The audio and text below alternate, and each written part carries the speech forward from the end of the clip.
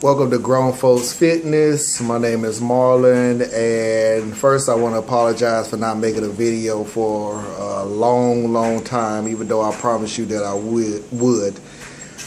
But this is my first time cutting. This is brand new to me. Some experiences that I'm not used to, such as being very tired and being ready to go home and go to bed and get the day over with. You know, that's not an excuse, but well, that's the excuse I'm going to use, so whatever. Got a question from Joshua, my very first question, so I decided to make a video about it. And the question is, should I cycle off my protein and creatine? And a little bit of the letter was that he's trying to gain weight. He's even thinking about competing next year. So he wanted to know, he heard from the Hodge twins that you should cycle off every 30 days off your pre-workout and your creatine to keep the effectiveness of it going. My answer is no. I wouldn't. Yes and no. I know y'all sick of me saying yes and no on a lot of stuff, but it is yes and no on this. There is going to come a point where you're going to want to cycle off of pre-workout and creatine and BCAAs and things like that. Maybe not BCAAs, but creatine and your pre-workout. But just me personally, I would not cycle off of it until it's not working anymore. So I wouldn't actually have a set date. You know, I've been on it for 30 days, now I'm going to get off of it. Things like that. I wouldn't do it that way because you may be missing 10 days of it being effective in your body to get what you want, but you have this timetable in your head that you need to be off of it. So my advice is that I would actually just stay on it until it doesn't work anymore. Take a week off of it when you don't have the same effect, and then get back on. So, and you'll know, when you do it for a while, you'll know how your body react to, let's say, pre-workout.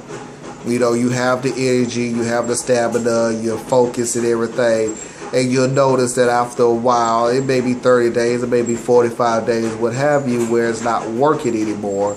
And that's when you take a week off and see, you know, let your body get adjusted to not having it, and then go back on, and you'll notice that it'll work again. You'll be more energized, you'll be more focused. The same thing with creatine. If you're on creatine and you're gaining weight, you're gaining muscle, and then after a while you're slowing down on your muscle gain, you're slowing down on weight gain, you're not pushing weight as heavy as you used to.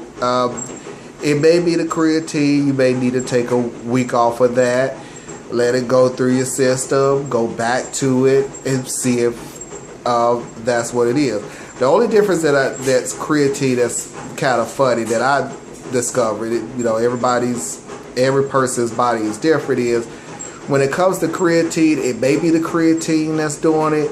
It may be your workout plan that's doing it. It's kind of iffy with creatine. It may not be creatine, which is why I tell a lot of people who start off in the industry, don't just jump in and get a whole bunch of supplements because you read in a magazine or you saw it on a YouTube video or whatever. Just slowly start putting things in. Pre-workout is fine. Creatine is fine. BCAAs are fine.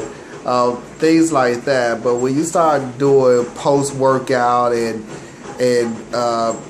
you know, when you start putting a whole lot of supplements into your system, you don't know what's working, you don't know what's not. You already gonna spend hundreds of dollars on this stuff. Get you a nice protein powder, get you a nice pre-workout, get you creatine. It's pretty much a good starting point.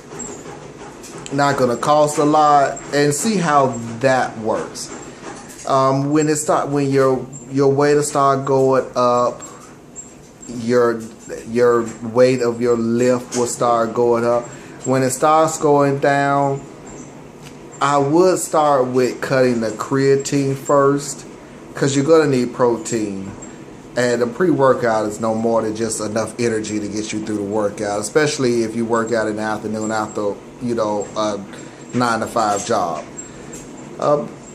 Then cycle yourself back on to see if that's it. If that's not it, maybe it's the workout itself. Maybe you're not recovering enough.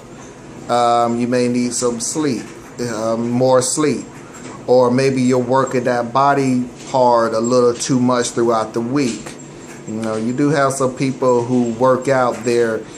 I work out my chest on Monday, and then Wednesday I do a burn out, and then Friday I do. That's too much. You're not giving your body enough time to recover in order to, gain the necessities of lifting more weights. It's not recovering. You're burning your muscle out.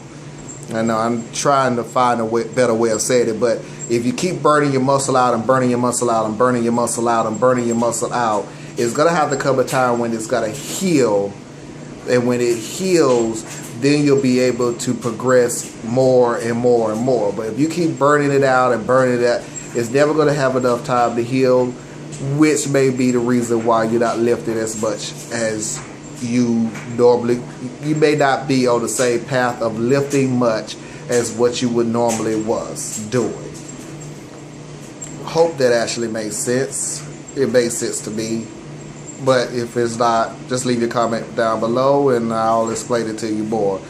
So just to go back to, should you cycle off every 30 days? No, I would not cycle off every 30 days. I would cycle off with when I feel that the supplement is not working anymore, and see if that has an effect on it. That's Grown Folks Fitness. This is Marlon. Leave your comments below, any questions, and until later, peace.